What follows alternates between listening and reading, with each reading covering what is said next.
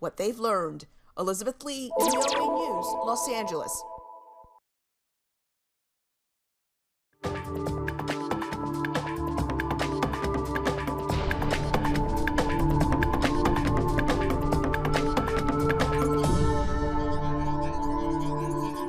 دەم باش ئەم ئیرۆ بەرنامەیە کورد کونەکشن ji dengê ئەمریکا bi şêwazek nû dest pê dikin ji roja yekşemê heta pênşemê li vî demî heştî spêdeya Washington hûnê me li ser platformên mîdyaya civakiya dengê Amerîka û şaşa NRT bibînin û em ê vê bernamê jî li rojek gelek taybet ji me re li dengê Amerîka beşê Kurdî dest pê bikin. Silavên gerim ez dexîlê şemo digel hevkara xwe hêr û zengena.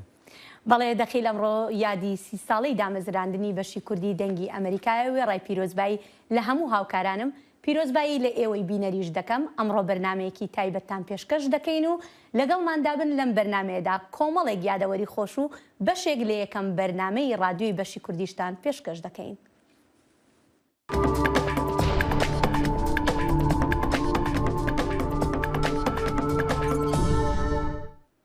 یەکەم بەرنامەی بەشی کوردی دەنگی ئەمریکا لەسەر رادیۆ تەنها 15 خولەک بوو با ئێستاش گوێمان لە دەستپێکی یەکەم بەرنامەی رادیۆیی بەشی کوردی دەنگی ئەمریکا بێت. This is the Voice of America. The following program is in Kurdish.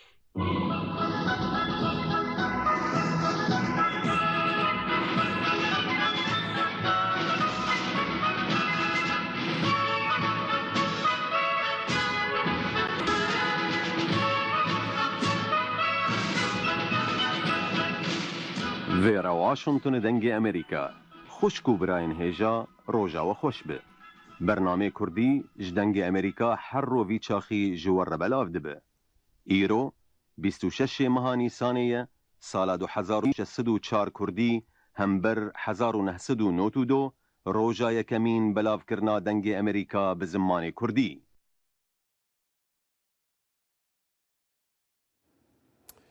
دیسان د بەرنامە ئیرۆدا ji بۆ دیارکردنا پشتەوانیی وەزیرên derve û ê berevaniya Amerîka wê seredana Ukrayna bikin. Biznespî yên Tirkiya li ser astê cîhanê navdar dibin û çendîn welat hîvî dikin û wana bi dest bêxin. Digel çend babetên dî jî lê em ê bi bîreweriya 30 saliya damezrandina beşê Kurdiyê dengê Amerîka bernama xwe ya îro dest pê bikin. Rêvebera beşê Bakur û navendê Asya xanim Ayşe Tanzîm ev peyamê pîrozbahiyê ji me reşandiye. Hello, I'm Aisha Tanzim, the Director of South and Central Asia Division at the Voice of America. Today, I'm here with you, our wonderful audience, to celebrate the 30th anniversary of our Kurdish service. And I'm doubly excited that we are celebrating this day with the launch of our new show, The Kurd Connection, which you will be able to watch every Sunday through Thursday at 3:30 p.m. on NRT. The Kurdish service has been bringing you unbiased, objective news and analysis for 30 years, and we intend to continue doing that. I am really excited that you have been with us all along on this journey. So with that, I congratulate the Kurdish service once again, and I and the Kurdish service intend to continue this journey with you. دەنگی ئەمریکا سەرچاوەی متمانە پێکراوی هەواڵ و زانیاری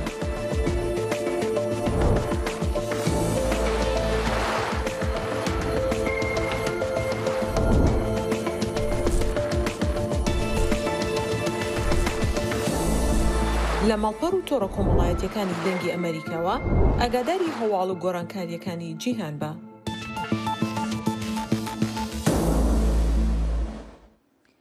بەڵێ دەخیل بەشی کوردی دەنگی ئەمریکا کاتێک کە لە ساڵی 1992 دامەزرا تەنها 5 کارمەندی هەبوو. ئێستا پاش 30 ساڵ ئەم بەشە بە پەیامنێرەکانی و هەروەها ستافی واشنگتنەوە نزیکەی 50 کارمەندی هەیە. ئەمێوی دیکەن هێشتا بترژی بن هێرۆخان لە پاشە ڕۆژی چوو داخواست هەنەک و بەرنامێمە بترها بن لێ دیسان لە بیرەوەرە 30 ساڵیە دەنگی ئەمریکا دەلیڤەیەکە گەلک باشە ئەم بزانن پلانین داهاتی وێچ بن. و باشترین کەس ئەوە و ئەم پرسیاریژی بکن بڕێوەبەرە بەشی کوردیە دەنگی ئەمریکا خانم معتەبەر شێروانیە معتەبەر خان دگەلمەیە معتەبەر هوندەکارن چه ئاگاداریە بدنمە لەسەر پلانین داهاتی بۆ بەشی کوردی دەنگی ئەمریکا بگشتی. سڵاو لە ئێوە و هەروەها سڵاو و ڕێز لە هەموو بینەرانی بەشی کوردی دەنجی ئەمریکا کە ئێستا ئەم بەرنامەیە بە ڕێگای NRT دەبینن و هەروەها بە ڕێگای ڕاستەوخۆ تۆڕە کۆمەڵاتیەکانی بەشی کوردی دەنجی ئەمریکا لەسەر هەردوو ماڵپەڕەکانمان دەخیل هەر لە سەرتاوە کوتت ئەمە بە شێوازەکی نوێ دێنەلاتان بەڵام ئەرکی بەشی کوردی نەگۆڕدراوە ئەرکەکەش چییە ئەرکەکە ئەوەیە کە ئێمە بەرهەمەکانمان تیV بۆ تەلەڤیزیۆن بێ بۆ ماڵپەڕەکان بێتن بە ڕێگایەکی لەسەر بنەمای ڕاستیەکان بێ هاوسەنگ بێتن و هەروەها تێر و تەسەل بێتن راپۆرتەکانمان. ئەمە هیچ زار نەگۆڕاوە و ناشگۆڕدرێ ئەمە ئەرچی دەنجی ئەمریکا و بەشی کوردیش هەر بەشێکە لە دەنجی ئەمریکا بۆ پاشە ڕۆژ بۆ خۆ دەزانی ئەمە کاتە لە 3 پاژنیەوەڕۆ بە کاتی هەرێم هەتا 3:50 دقەیە ئەم بەرنمەیە تۆزێ جیاوازە بێجگەلەوەی کە دوایترین زانیاری دەدەین بە بینەرانمان ئێمە شتی دیکەشمان هەیە مەسلەی زانست تەرکیز لەسەر دەکەین مەسلەی تەندروستی مەسلەی ئازادی ڕۆژنامەوانی کە زۆر لە لامان گرنگە حکومداری چۆنە هەروەها پێویستیەکانی خەڵکەکە چۆنە بابەتە گرنگەکانی کە خەڵک پێیان خۆشە ببیسن ئەمان چینە بۆ نمونە مەسەلەن ئەگەر گرفتی کارەبا هەبێت ئەگەر مەسەلەن مەسلەی بودجە هەبێتن ئێمە خۆ دەگەێنینە بەرپرسان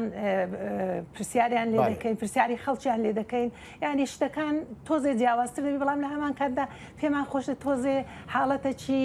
خۆمانەشی هەبیتن ئێمە میوانی خەڵکەکە بزانین پێشمان خۆشە بزانین ئەوانیش چیان دەوێتن معتبر ئەم دزانین ینی گەلێک کەسێن و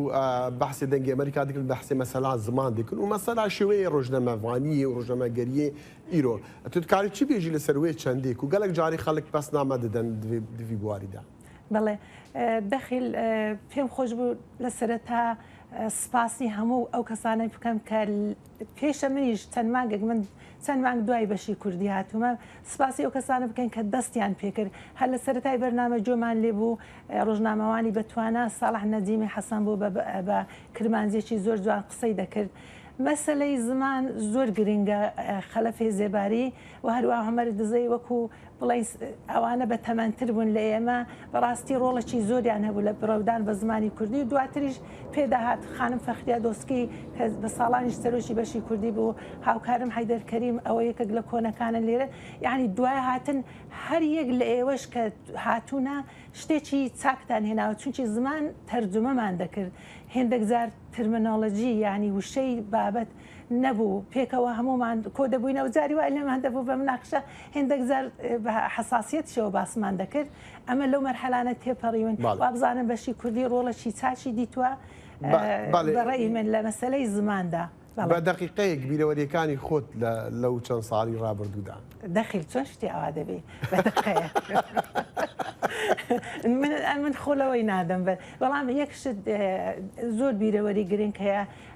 کاتی هێرشتە تروریستیەکانی 11 سپتەمبر بوو خەلەفێ زێباری من دەنگ باسمان دەخوێندەوە شوکاین و حەبەساین ئەو دەمی و کوێستانە بوو بڕۆی سەر تۆری کۆمەڵاتیش ببینی یعنی ئەوەم هەمیشە لە بیرە خەڵک چاویان لێو بکەمە شتێک بڵێ بەڵام ئەو دەمی نەمدەتوانی دەخیل پێم خۆشە بەوە بە کۆتایی بێنم سپاسی یەکەیەکە ئەو هاوکارانە دەکەم کە لە ڕابردوو و لە ئێستا زەحمەتیان چێشاوە بە تایبەتی لە کاتی کۆرۆنادا هەتا ئێستامە 2 ساڵە بەرنامان بەردەوام بۆ هەروەها یاد و ڕێزی 3 کارمەند خەلەفی زێباری بروسک فەرهاد تۆغان و هەروەها جیهان سندیش کە بوو ماوەیەکی کەم دەگەڵماندا بوو دەکەین کە ئەمانش جێگای بیرهێنانەوە لەم ڕۆژەدا سپاسیش دەکەم. سپاس معتبر جیهوی دیکەن بە هەفکاریە هەموو هەفکاران و پەیامێری مێژی ئەم بکارن بینەرین خۆ ڕازیکن وان ئاگادار بکەن سەر هاتی ڕوودانن جیهانی چێ دەبن لێ دەوێت دەلیڤەیە دەژی ئەم دەکارن بشانازی بێژن و شارەزا لێکۆلە ڕۆژنەمەوان و سیاسەتوانن و ئەم بوانڕادە ئاخبر ڕێز و حرمەتێ لە خەباتە بەشی کوردیە دەنگی ئەمریکا دەگرن. بەڵێ. بەڵێەوە دەخیل وەکو باسمان لەوە کرد کە شارەزایان هەمووی بە گرنگیەوە سەیری کارەکانی دەنگی ئەمریکا دەکەن و هەروەها داوای با بڵێن بەرنامەی زیاتری شەکەن داوایەکی زۆرە لە بەشی کوردی بەڵێ بەشی کوردی دەنگی ئەمریکا بۆ ماوەی 30 ساڵی ڕابردوو توانیوێتی بە راپۆرتەکانی کاریگەری بۆ سەر ژیانی زۆر کەس هەبێت زانیاری ڕاست و دروست بگەێنێت بە خەڵکی بە پەیامنێرمان دڵشاد ئەنوەر لەم بارەیەوە راپۆرتێکی بۆ ئامادە کردوین. 30 ساڵ بەسەر دامەزراندنی بەشی کوردی دەنگی ئەمریکادا تێپەڕ دەبێت کە لە ڕۆژی 24 لەسەر 25 مانگی چواری ساڵی 1992 دامەزرا. سەرەتای دامەزراندنی بەشی کوردی دەنگی ئەمریکا تەنها 5 کارمەندی هەبوو، ماوەی پەخشی بەرنامەکانیشی لەسەر رادیۆ تەنها 15 خولەک بوو. بەڵام پاش 30 ساڵ لە دامەزراندنی بەشی کوردی دەنگی ئەمریکا پێشکەوتنی بەرچاوی بەخۆوە بینیوە و لە ئێستادا جگە لە بەرنامەی ڕۆژانی رادیۆ لە ڕێگەی وێبسایت و سۆشیال میدیا و تەلەڤیزیۆنیشەوە بووەتە گەیەنەرێکی متمانە پێکراوی هەواڵ و راپۆرت بە گوێگرانی لە سەرانسەری جیهاندا. دەستگایەکی بێلایەنە، دەستگایەکی متەوازنە، دەستگایەکی پرۆفێشناڵ و مەوزوعیە با بڵێن نێرەژەر کاریگەری هیچ حساباتێکی سیاسی و ناوخۆی و جیهانیشە. ئەکید هەموو دەستگایەک هەڵە و کەش و کەم و کوڕینی بەسەراتەیە پەڕێ، بەڵام بەگشتی ئەم دەستگا تا ئێستا مزداقەتی خۆی پاراستووە، متمانەی خۆی پاراستووە. ئەوەی من متابعە بکەم و بزانم لە لای خەڵک متمانەیەکی گەورەی هەیە، سەرچاوەیەکی باشی هەواڵ خەڵک سەیرێکە. دەنگی ئەمریکا لە ئێستادا ژمارەی پەیامنێرانی گەیشتۆدە 12 پەیامنێر و بوونەتە سەرچاوەی هەواڵ نەک تەنها بۆ بەشی کوردی بەڵکو بۆ تەواوی دەنگی ئەمریکا کە بە زیاتر لە 40 زمان بەرنامەکانی پەخش دەکات. لە زۆر بۆنەیان قسەم کردووە لە کاتی غیابی یان پاشەکشەی میدیای ئازاد و دەنگی ئازاد لە هەرێمی کوردستان دەنگی ئەمریکا ئەم شوێنەی پڕ کردەوە بە راپۆرتەکانی بە گرنگیدانی بە مۆزوعی ئازادی، خۆپیشاندانەکان، چالاکی هونەری، چارێکی ڕێکخراوەکانی کۆمەڵگەی مەدەنی و ئەو ئەزمە سیاسی بە عێراق و بارێمی کوردستانی شاڕاو لە ڕێگەی ئەو محللانی کە لە دەنگی ئەمریکا قسەکەن بێگومان کارێکی زۆر زۆر گرنگی کردووە، کارێکی کردووە کە خەڵک پەرۆژ بێ بۆ هەواڵەکانی بۆ بەرنامەکانی لە ڕێی سۆسیال میدیا بێ یان لە ڕێی رادیۆیەوە بێ کە بەخشی رادیۆ ئەگاتە هەموو هەرێمی کوردستان. بێگومان ئەم پرۆژەیە یاخود ئەم مؤسسەیە ئەبێ گرنگی زۆری پێ بدرێ و ئازادی زۆری بۆ بڕەخسێ لە عێراق و لە هەرێمی کوردستان تاکو بتوانێت کارەکانی خۆی ئەنجام بە. دەنگی ئەمریکا بەردەوام هەوڵی بۆ پێشخستنی زیاتری بەرنامە و پرۆگرامەکانیەتی بە شێوەیەک دەرفەتی زیاتر بۆ دەنگ و ڕەنگە جیاوازەکان بڕەخسێنێت. دەنگی ئەمریکایەکە کە لەو میدیایانەی کە سەرچاوەیەکی باشی زانیاری و هەواڵە بۆ زۆرێک لە میدیاکانی هەرێمی کوردستان بۆ پێوەدانەی کە وەکو میدیایەکی نێودەوڵەتی زۆرینەی بەرپرسانی کورد قسە بۆ دەنگی ئەمریکاکەن بەهۆی متمانەکەیەوە. ئەمە وای کردووە کە ئێمە وەکو میدیاکانی کوردستان کەمتر دەستمان بگا بە بەرپرسە سیاسەکان، بۆیە زۆرینەی لێدوانە سیاسەکان یاخود لێدوانەکان یاخود هەواڵ و زانیاریەکان هی بەرپرسە سیاسەکان هی ژوورە تاریکەکانی ناو حزبە سیاسەکان لە ڕێی بەشێکی زۆری لە ڕێی دەنگی ئەمریکاوە دەستمان بکەوێ و ڕۆژانە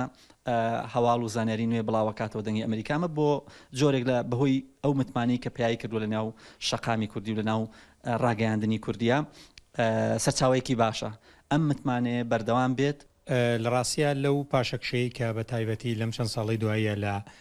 کای میدیای ئازادە هاتوۆتە ئاراوە، دەنگی ئەمریکایەکێک بۆ لەو سەکۆیانەی کە توانیوێتی تا ڕادەیەکی باش ڕووماڵێکی پیشیانەی ئەو پێشاتانە بکە کە لە هەرێمی کوردستان و ناوچەکەیە دێنە پێش و توانیوێتی ئەو ڕووماڵە بە شێوەیەک بێ کە گەیەنەری بۆ چوونە جیاوازەکان بێەوە هەندێک مۆزوع و پرس و بابەت هەیە کە ڕۆچۆتە ناوی یان کەشف و ئاشکرای کردووە، بە تایبەتی ئەو راپۆرتە سیاسیانەیە یان ئەو راپۆرتە شیکاریانەی کە لەسەر پێشاتە سیاسیەکان چ لە ئاستی هەرێمی کوردستان وەروە عێراق و ناوچەکەش بێ بڵاویان نەکاتەوە. دەنگی ئەمریکا لە ڕێگەی پەیامنێرەکانیەوە ڕووماڵی زۆربەی خۆپیشاندان و ڕووداوە سیاسی و کۆمەڵایەتی و ئەمنیەکانی لە تورکیا و عێراق و سووریا و ناوچەکان ئەنجام داوە. بە شێوەیەک هەواڵ و راپۆرتەکانی گەیشتونەتە ملیۆنان کەس لە سەرانسەری جیهاندا. بە دڵنیاییەوەیکێکە لە میدیا کاریگەرەکان تەنانەت کاریگەری لەسەر باشووری کوردستانیش هەیە، توانیوێتی بەشێکی زۆر لە ڕووماڵی ڕووداوەکانی هەرێمی کوردستان بکە و چاوپێکەوتن لەگەڵ کەسایەتەکان سیاستمەداران بکە تەنانەت لە ڕووی فەرهەنگی و کولتوریشەوە توانێتی تا ڕادێکی باش دۆخی کولتوری فەرهەنگی کۆمەڵگەی کوردی بگوازێتەوە. ڕۆژنامەنووسان و چاودێران وێ ڕای ستایشکردنی ڕۆڵ و پێگەی دەنگی ئەمریکا بەڵام پێشنیاری تایبەتیشیان بۆ بەرەو پێشبردننی هەبوو. پێشنیازی من ئەوەیە کە ئەم ڕادیۆیە گرنگی زیاتر بە یعنی مەجای سەقافی بدە و راپۆرتە ڕۆشنبیریەکانی ئەوەی کە پەیوەندیدارن بە چارەکی ڕۆشنبیریەکانی هەرێمی کوردستان چونکە لە زۆربەی کەناڵەکانی ئێمە ئەم شتە فەرامۆش کراوە و هەروەها لە بواری سیمینار و دیبێتی فکری کە ئەم بوارەیش فەرامۆش کراوە لە ناو میدیای هەرێمی کوردستانە سەر بە ئەوانی تریش یعنی مۆزوعی لاوان و مۆزوعی وەرزش و مۆزوعی ئافرەتان و نازانم مەساحەیەکی باشی وەرگرتووە ناو دەنگی ئەمریکا بەڵام برێوی پێ بدرێ. دەنگی ئەمریکا بەم ڕێتمی کە گرتوێتی ڕتمێکی باشە بەڵام پێویستی بەوەیە کە هەنگاوێکی زیاتر بهاوێت. ئەو هەنگاوەش پێم وایە تەنها لە هەواڵ و زانیاریە نەوەستێت و کۆمەڵێ پرۆگرام و بەرنامەی بنکۆڵکاری ورد بکات لەسەر پرسە هەستیارەکان بە تایبەتی لە هەرێمی کوردستان پرسی نەوت پرسی گەندەڵی پرسی با بڵێن دەوڵەمەند بوون و بازرگانیکردنی سیاسەکان لە هەرێمی کوردستان ئەمە کۆمەڵی پرسن دەنگی ئەمریکا بەوەی کە ئەزمموی هەیە لە بواری کاری سەحەفی و ڕۆژنامەنووسی وەک ڕۆژنامەنووسی باش کاری تیا دەکەن دەتوانێت دەستی بگا بە زۆرێک لە زانیاریەکان و بەهۆی ئەو متمانێشەوە بەشێکی زۆری بەرپرسەکان لێدوان ئەدەن بۆ دەنگی ئەمریکا. دەنگی ئەمریکا هەمیشە ڕەخنە و سەرنجەکان بە هەند وەردەگرێت بۆ بەرەو پێشبردننی زیاتری بەرنامە و پرۆگرامەکانی. ئای پێشنیارەکەم بەردەوام بن لەو ڕوتی ئیشکردنی هێناویانە تا ئێستا هەروە بەردەوامی و بێلایەنی خۆیان پارێزن مهمە میهنیەتی خۆیان پرۆفێشناڵیتی خۆیان پارێزن مهمە ئەگەر بکرێت تۆڕی پەیامێرەکانیان فراوانتر بکەن بۆی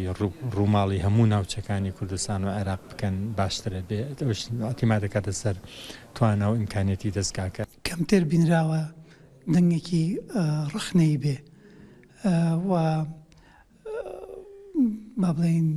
واقعی کوردستان بە شێوەیەکی ڕخنەی بخاتەڕۆ زیاتر ئیشی لەسەر ئەوە کردووە کە پیشانی بات لە کوردستان با بڵێن دەنگ و ڕەنگی لایەنەکان بگوازێتەوە بە شێوەیەکی گشتیش لایەنەکانی ناو دەسەڵات یاخود سیاست مەدارەکان بێت بە بڕای من دابەزێتە خوارەوە دەنگی خەڵکی ناڕازی ئۆپۆزیسیۆن و ئەو کەم و کوڕیانەی کە لە واقعی کوردستانە هەیە لە واقعی حکومڕانی هەرێمی کوردستانە هەیە بتوانێت ئەوانش بگوازێتەوە. ئامانجی دەنگی ئەمریکا گەیاندنی ڕای دامەزراوە جیاوازەکانی ئەمریکا و بۆ چوونە سیاسیە جیاوازەکانی پارت و چین و توێژە جیاوازەکانە بە دنیای دەرەوە. هەروەها دەنگی ئەمریکا ئامانجەتی ببێتە سەرچاوی هەواڵ و زانیاری دروست بۆ ئەو ناوچانەی کە میدیا تیاندا سەرکوت دەکرێت. دڵشادە نوار دەنگی ئەمریکا هەرێمی کوردستان. هەلبەت دوو هەفکاری دی لە ڕۆژین چاشەم و پێشەم لیشونا من و هێرەخان ڕووی نەوێ دەریش بۆ پێشکردنا بەرنامە کورد کونەکشن یەک جوانە هەفکار ساڵح دەمیجەر و بەفرا و نوریژی وان ڕۆژان بن کاک ساڵح نەهات گەل منە کاک ساڵح دخواز بزانم بتر چ دخوازی بیکردی بەرنامە کورد کونەکشندا لە ڕۆژێن داهاتی. بەێ دەخیل براسیی بەرێ وەژی بەحسەوەیەکێ کرد ینی ساڵڤەگەرا سیهیا دامەزراندرا بەشی کوردیە دەنگی ئەمریکادا ڕۆژێکە گەلێکی گرینگە ئیرۆ کۆ بەرنامەیە کورد کونکشن بۆ 5 ڕۆژان دە هەفتێدا وەرە پێشکەشکردن ئەمژی وەکتەژی گوت ینی ئەز و هەفکارە خوا بەفرا و ئەمێ بوەرە نەلش جهێوە بوەرە لەگەل تەو لەگەل هیرۆ وێ بەرنامەیە 5 ڕۆژان پێشکەش بکەن بڕاستی ئەم بدلێکی گەرم چاوەڕێنە و کاربن ئاگاهیان سەروەخت و هەری داوی ژوارە پێشکەش بکەن تشتێکی تایبەت هەیە لەوێ دەرێ جهێ من وەکوون دەبینن لە پشت من کۆنگرسە ئەمریکیە جهێ کۆ پرۆژە بریار تێنە داڕێشتن بریار تێنە دەنگدان دۆر بریاران دەبە بریار تێنە پەسەندکردن نەتەنێت دەرباری ئەمریکادا بەڵام هەندێک بریارین جیهانیژی لەڤرتێن پەسەندکردن بڕاستیژی گرنگیاوێ ئەوە کوێ ئەف جه ببە پنجرەیەکی کو ئەمکارە بن ئاگاهیان هەری داوی و سەروەخت بگینن بینەر بیسەر خوێندەوان و شوپینەرین مەدیا جڤاکیە دەنگی ئەمریکا ئەف وێ ببە بەشێکی هەمە ڕۆژانەژ بەرنامەیە کورد کۆنێکشن ئەف شتێکی نوێ هەڵبەتە پەیامێن دناو وێ ئاڤاهەیە گەلکی گرنگە جیهانێدا ساڵح بینەر تو بێژی پێشبینیا چ ژمە دیکن براستی دەخیل پرسیارەکە گەلێکی گرنگە بینەر پێشبینیەوەیەکێ دکن کو دەنگی ئەمریکا وەک کوچاوە بێعالی یعنی لە جەمە لەزگینیە گەهاندنا نوچەیان گرنگە لە یا هەری گرنگ ئەوە کۆ ئەو نوچە بە ئەوایەکی بێعالی بە ئەوایەکی ئەم ببێژن ڕاست و درست بگە بینەران ji ber birastî li herême bigiştî û medya Kurdî bi awayekî taybet hinekî pirsgirêk divê derbarê de hene ew jî yanî bi rengekî rengan partîtî ragihandina nûçeyan de heye ji ber wê ez dibînim bîner pêşbîniya wê kê ku dengê Amerîka bi taybetî em ê hewl jî bidin di Kurd Connectiona 5 rojan di heftê da ku em wêyekê bi awayekî rast û durist bikin ji ber em dizanin malbata Kurdî di hindirê malbatê du endamên Kurd hindek nerînên ciyawaz hene wê demê eger tu bi alîkî de bişe aliyê din toredekî ya herî baş ewa ku tu nûçeya durist bigînî wan nexeme eger hinekî dereng be lê divê durist be û bêalî be ev tişekî gelekî biriye ku dengê Amerîka gelekî wek bê taybetmend de tê de ساڵح گەلکی سوپاس بوان ئاگەهیان خەڵکی ئامەریش دید و بۆچوونی خۆیان لەسەر کارەکانی بەشی کوردی دەنگی ئەمریکا دەخەنە ڕوو پەیامنێرمان خەدیجان فەرقین لەگەڵ سیاسەتمەداران و ڕۆژنامەواناندا قسەی کردووە.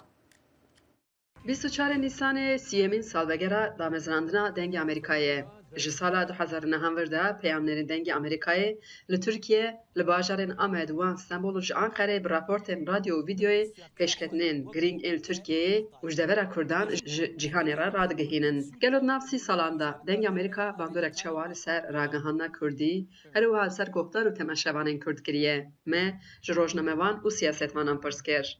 Serdar Altan hevserokê komela rojnamegerên Dicle û Feratê li Amedê li ser kar û xebatên dengê Amerîkayê hizr û nêrînên xwe guhatîne ziman. Rojnamevaniya Kurdî de her kêliyekî ji bo Kurda girîng e rastî jî her saziyekî ku vebûye her rojnameyekî an jî ajansek televizyonekî ku vebûye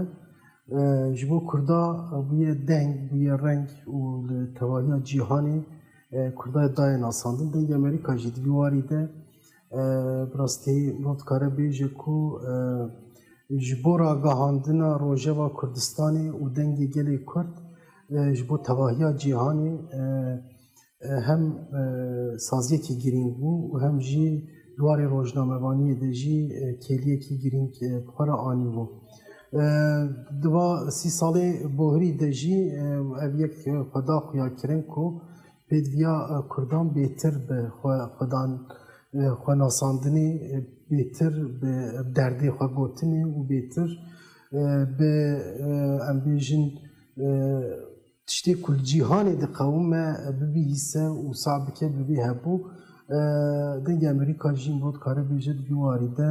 rol û misyonekî girîng hilda sermilê xwe û heta roja îro anî. Mehdi Mutlu ji dest nişan dike ku dengê Amerîka ji bo nûçeyên objektif çakaniyek bi bawer e. Her çend di warê Kurdî de hindekî dereng jî mabe yani salê notan lê dîsa jî ev xeracirên ku nav Kurda da dengê Kurda li dinyayê belav bû ew jî gihêştin bi vî hewayê dengê Kurdan li cîhanê belav kirin. Tesîrekî bandorekî baş kir li ser medyayên cîhanî ku îro yani em hejmara wan nizanin ku ji dewletên cîhanê ku ji dam û dezgehên yê beynelmînelî cîhanê ew jî di warê Kurdî de xebatê xwe kirin û niha stafên xwe amade kirine bi Kurdî weşanê xwe dikin û karê rojnamegeriyê dikin. Yani hem di warê îlhamê de û rê li ber vekirinê de bi rastî jî quwetekî hêzekî mezin da wan dam û dezgehên din yê cîhanê. Parlamenterê HDP İmam Taşçıer behsa girîngiya rola dengê Amerîka dike û helbet dexwazê wî jî hene. Heta vêga sî salê kedekî û xizmetekî baş kir ji bo gelê Kurd dixwazin televizyonekî Amerîka dengê Amerîka hebe ku weşanê 24 saeta bike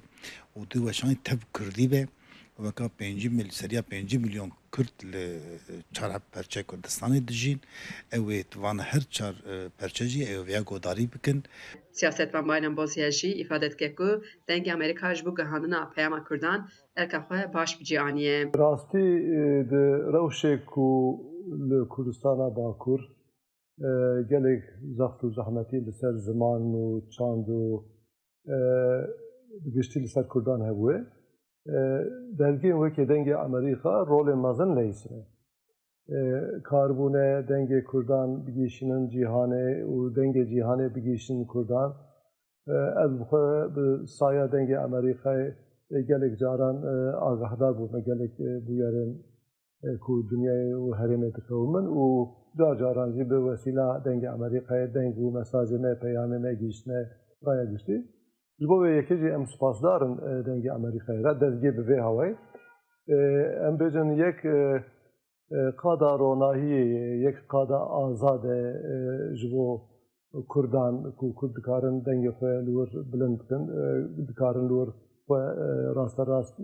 îfade bikin bi awakê azad bîroraya xwe bîne ziman. Ji bo wê yekê em hêvîdarin ku ev xebat ev proses bi hêztirîn wisa berdewam be û gelek sî salî wisa bibîne dengê Amerîkayê. Li Tirkiye azadiya ramanê dibin gefa siyasetê daye dezgehên ragihandinê bi raporan balê didin ser zeftên ser rojnamegeriyê. Rojnamevanên Kurd jî dibêjin di şert û mercên heyî de dengê Amerîka dikare bibe dengê rojnamegerên Kurd û ê hemî Kurdan. Xecî Can Farqîn, dengê Amerîka, Diyarbekir. هر تو زانی بگشی دنگی امریکا دخواسته خوب گهینوان ولاتان وان هریمان کو آزادی روزنامه‌گری لی سنوردار کرد سنوردار ترکیه جی ام زانین کو یک شوان ولاتایا زیاترین لگورا هلبته نتوینی گرتی و لگورا رخصی نفنتوی جمعه هریم بلندا روزنامه فانا لی گرتینا راستا داخلی ساجتین لا یکی کتر لا هاوکارکان مانکا لروجی چوارشەمە لەگەڵ هاوکارمان ساڵح دمیجەر بەرنامەکە پێشکەش دەکات و لێرەوە لەگەڵ بینەرام قساکات. بەڵێ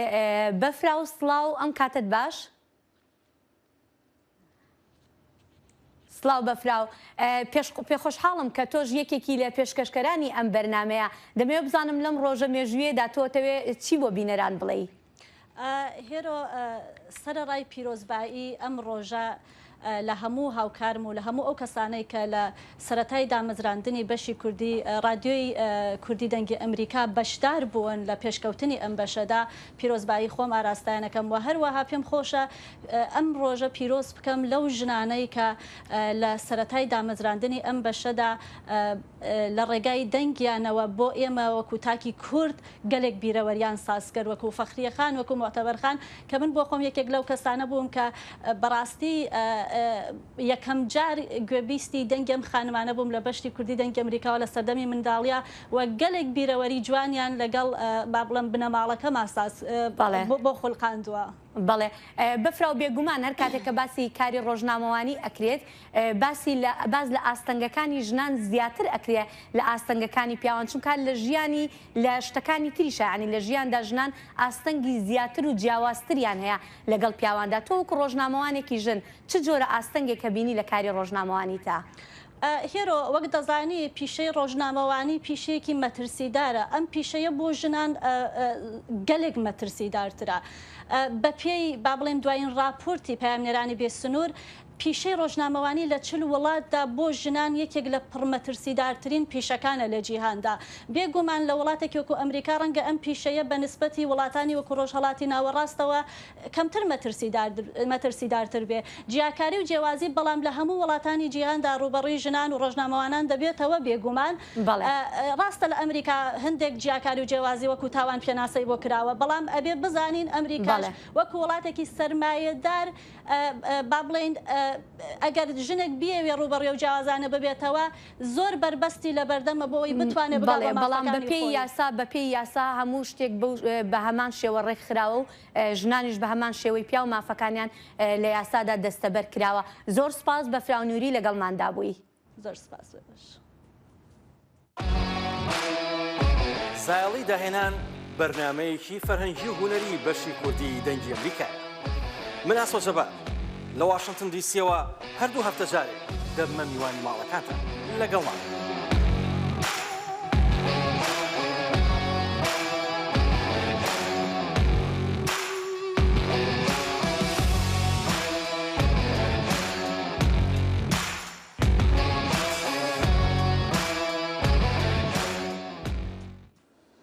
جگە لە کارە گرنگەکانی تری بەشی کوردی دەنگی ئەمریکا ڕۆڵێکی گرنگیشی لە گواستنەوەی هەواڵەکانی شەڕی داعشدا هەبوو. ڕاستە هێرۆ یەک جوان ڕۆژنەمەڤین و ڕۆژانە پەیام دیگەهاندنەمای شەڕێ دژی داعش ئەو بوو پامدمە لە قامشلۆ کاک زانا عومەر بە تایبەتیژی کاری کاک زانا یعنی دەوڵەمەندی بوو نەبتنیژ بۆ ماوەکو بەشی کوردی بەلکوش بۆ تەڤایە دەنگی ئەمریکا هەر vê hevkirtinî jî Zana Umer raporta gihandiye me li ser bîreweriya 30 saliya damezrandina beşê Kurdî dengê Amerîka.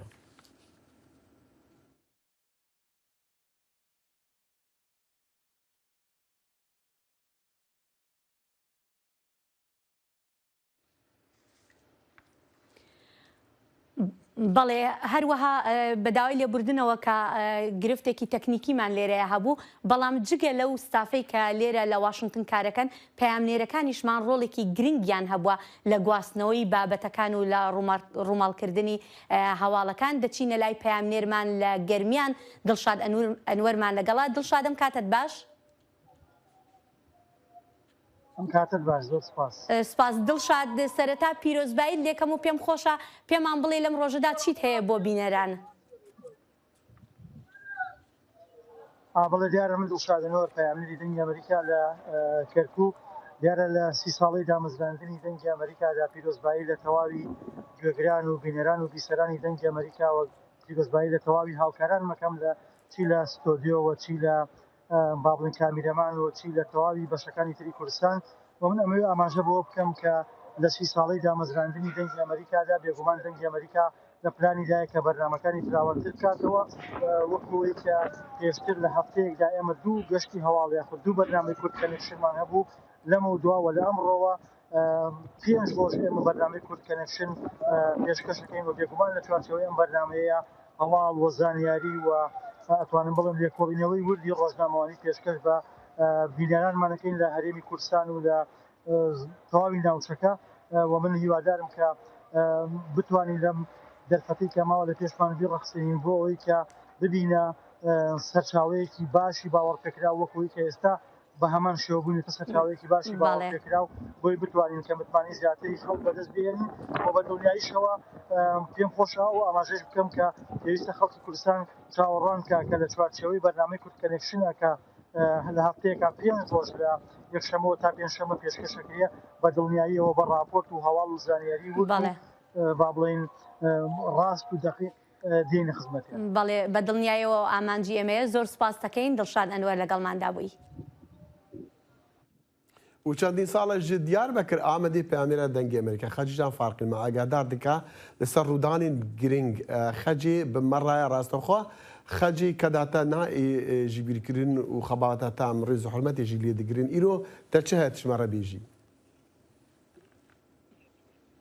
بله که داخل یا وقتی تجدید شان که سال ایرو سالگرا سیمین سالگرا دنگ آمریکایه پیروز به سب خیره به ام بجم براستیجی یعنی دنگ آمریکایش بود همین کردان بیه یعنی به شکل آگاهاندنی عصر بخواه اجبرکو راپورت که مجوار شان جلو درده همین سیاستفان و روشنموانجی باوری خود وی کتینه حتی امام تاشد به جزیدت که دوی نتنی هفته 5 دقیقه ساعته کی به 24 ساعت بوده دنگ آمریکایش بوی کرده تایبت به تلویزیون که سرتیه هیوی مجد و ریدایه بله یعنی وقتی مثلا گلک اوهنن یعنی طبعا دمی داویدا اپراسیون هن هر وسا اپراسیونا کو الباکور عراق العرض هرما کردستان سر بنده هم پککی باندار خو سیاست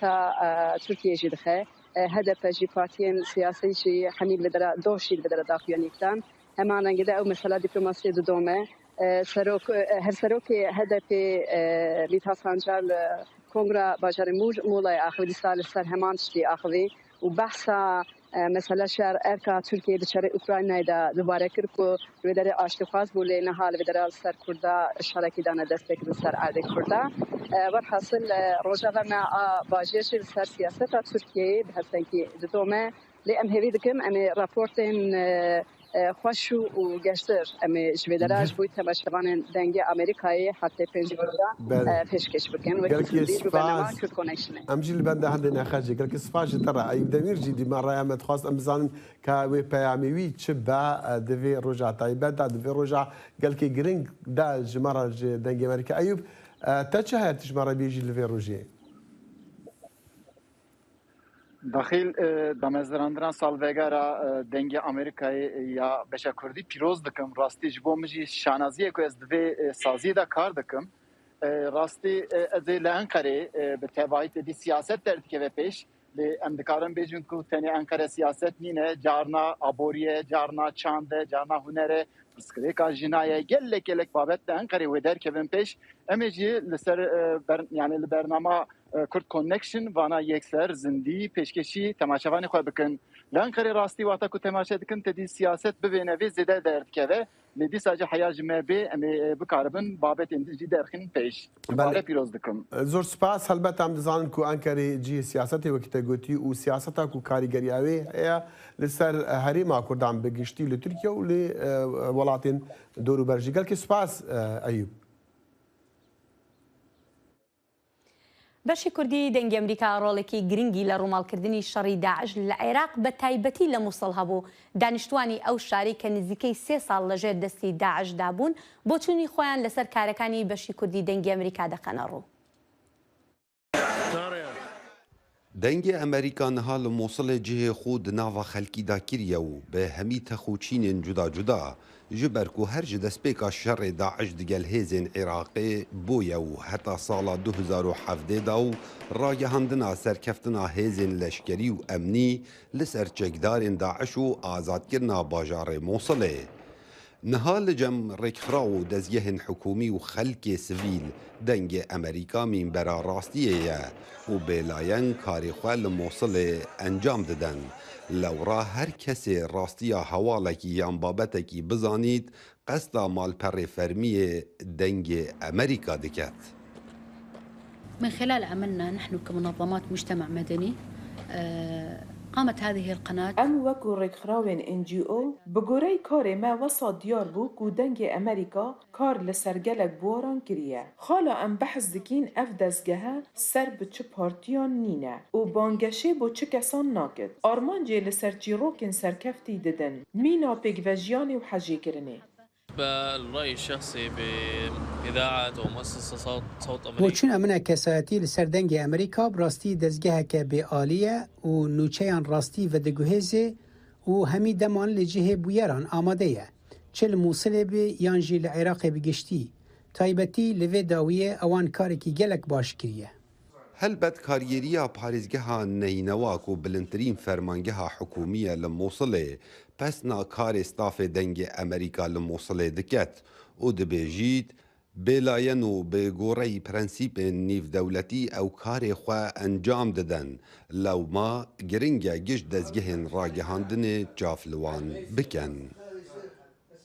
پیرۆزبایی 30 ساڵی دامەزراندنی دەنگی ڕاید و دەنگی کوردی ئەمریکەتان لێ دەکەین و ئومێدەوارم چۆن پێشتر ئێوە ڕۆماڵی هەموو ئەحداسیەکانی جیهان و عێراق و کوردستان تەمە تایبەتی کردووە ئومێدەوارم لە داهاتوو جار پارێزرا و پیشیانە ڕۆماڵی هەموو کار و چالاکەکانی خۆتان بکەن و دووبارە پیرۆز بێ و ئومێدی سەرکەوتتان بۆ دەخوازی پشتی شەڕی کەنداوی لە عێراقی بەشی کوردیە دەنگی ئەمریکا هاتیە دامەزراندن و نەها لە پەرانیە دەڤەرێن کوردستانە ئەوان پەیامنێر هەنە و بۆیەر و هەواڵ و زانیاری ڕادگەهینن بڕێکا مایکا دەنگی ئەمریکا کاوە عومەر دەنگی ئەمریکا مووسڵ هێرۆ دەمان بەحس دەبێژن و پامێمان لە مووسڵی ئەم بەحسی هەریمەکە نەبتنی باژاری مووسڵێ دکن و جهێ ڕوودانن هەری نەخۆشین جیهانی بوو لە ساڵە 2014 لە دیسان ئەم بەحسی هەریمەکە گەلێک بەرفرەح دکن و دەبێژنی هەریما سەهلنەینەوە دەشتانەینەوە و پڕانی کێمانین ئۆلی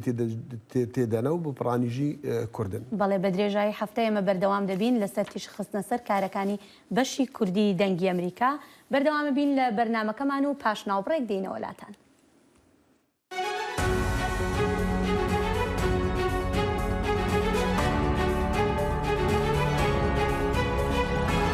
چاوی واشنگتن بەرنمەیەکی هەفتانەیە لە بەشی کوردی دەنگی ئەمریکاوە ئامادە و پێشکەش دەکرێت. من بەڵێن ساڵح هەموو ڕۆژانێکی هەینی لەگەڵ پسپۆڕاندا تاوتوێی گەرموگورترین بابەتی ڕۆژ دەکەین لە پەیوەندی بە سیاسەتی دەرەوەی ئەمریکاوە. لەگەڵمان بن.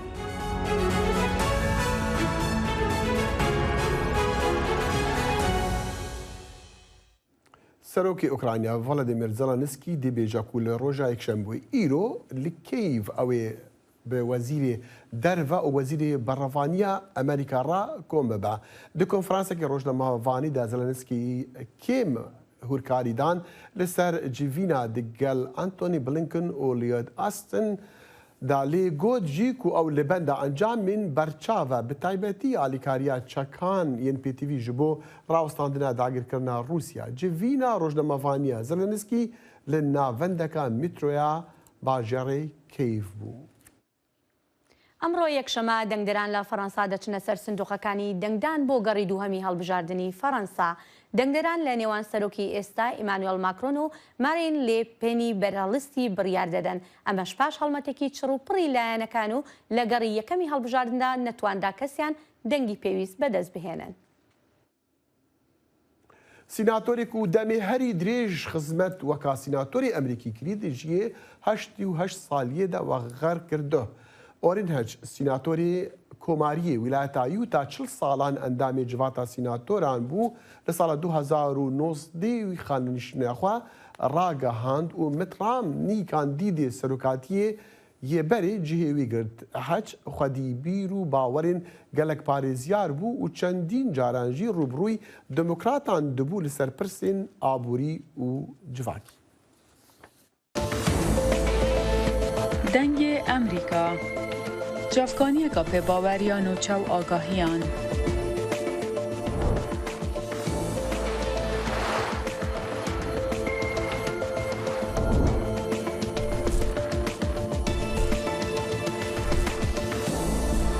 برای مالپەر و پلاتفۆرمên میدیا civakîya dengê Amerîka bala xwe bidin pêzanîn û nûçeyên cîhanê. دەخیل باس لەو سیناتۆرە کرد سیناتۆر هاج ئەو هەر چەندە کە خۆی کۆماری بوو و لەلایەن سەرۆکی پێشەوە خەڵاتیش کرا بوو بەڵام دۆستێکی نزیکی سەرۆکی ئێستا جۆ بایدنیشە. بەڵێ هێرۆ دیسانیانوی وەکو دەبێژن گەلک خزمەت کردیا و دەدەمی ویدا بترین یاساین ئەمریکی هاتنە پەسەندکردن. ئەم دەزانیژی و هەر گەڕێکا سیناتۆران بە 6 ساڵن لێ هەر کەس هەر سیناتۆرە دکارە چەندی جاریوی بوێ خواکانی بکات لێ ئەمها ڕوو بکەن کوردستانی فەرهان هەورامێنی فستیڤاڵە گوندان و ڤەگەڕاندنا وان و خەڵکی وان جوینین خەڵکی لێ گوندین وانین کەڤن بووە نەریتەک بە تایبەتی ژی لە وەرزی لەوی وەرزێ بوهارێ ji بۆ ڤەژاندنا کەلتور و تۆڕێ باب و باپیرێن خوان لە گوندین خۆیان کەڤنار ji هەڵەبجە راپۆرتا پەیامنێر فەرحان هەورەمانی.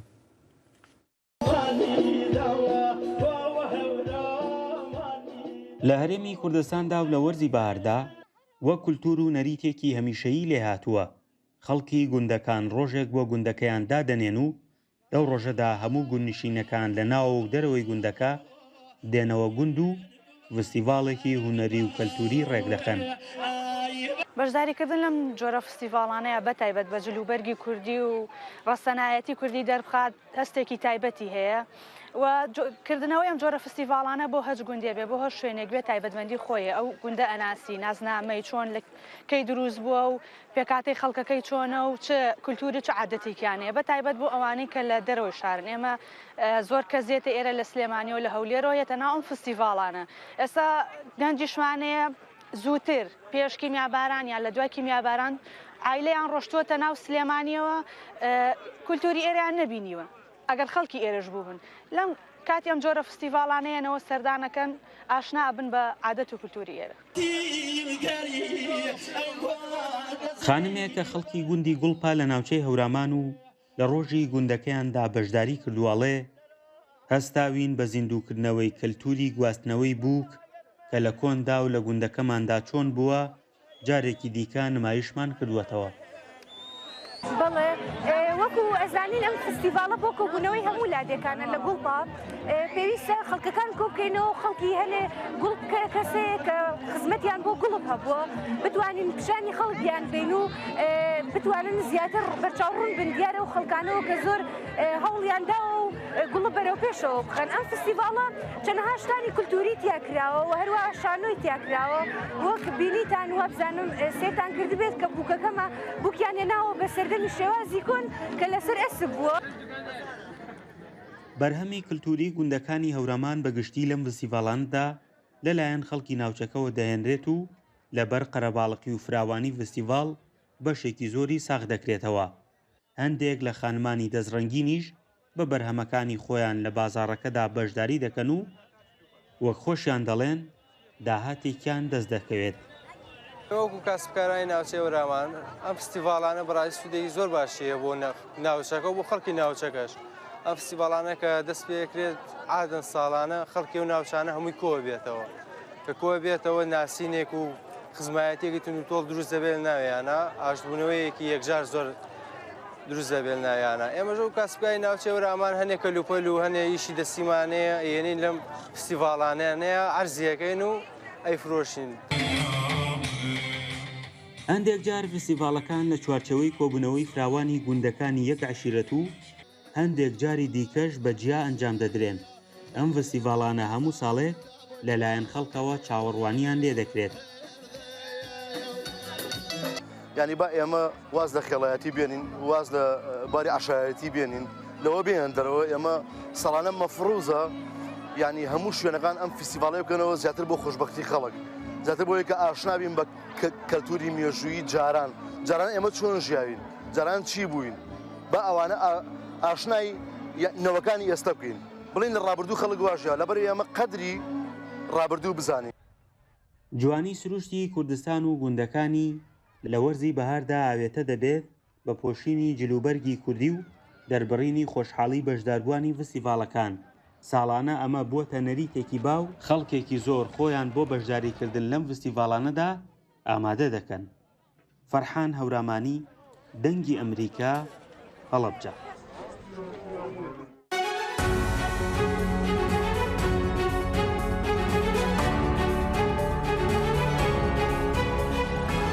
چاوی واشنگتن بەرنامەیەکی هەفتانەیە لە بەشی کوردی دەنگی ئەمریکاوە ئامادە و پێشکەش دەکرێت. من بەڵێن ساڵح هەموو ڕۆژانێکی هەینی لەگەڵ پسپۆراندا تاوتوێی گەرموگورترین بابەتی ڕۆژ دەکەین لە پەیوەندی بە سیاسەتی دەرەوەی ئەمریکاوە. لەگەڵمان بن.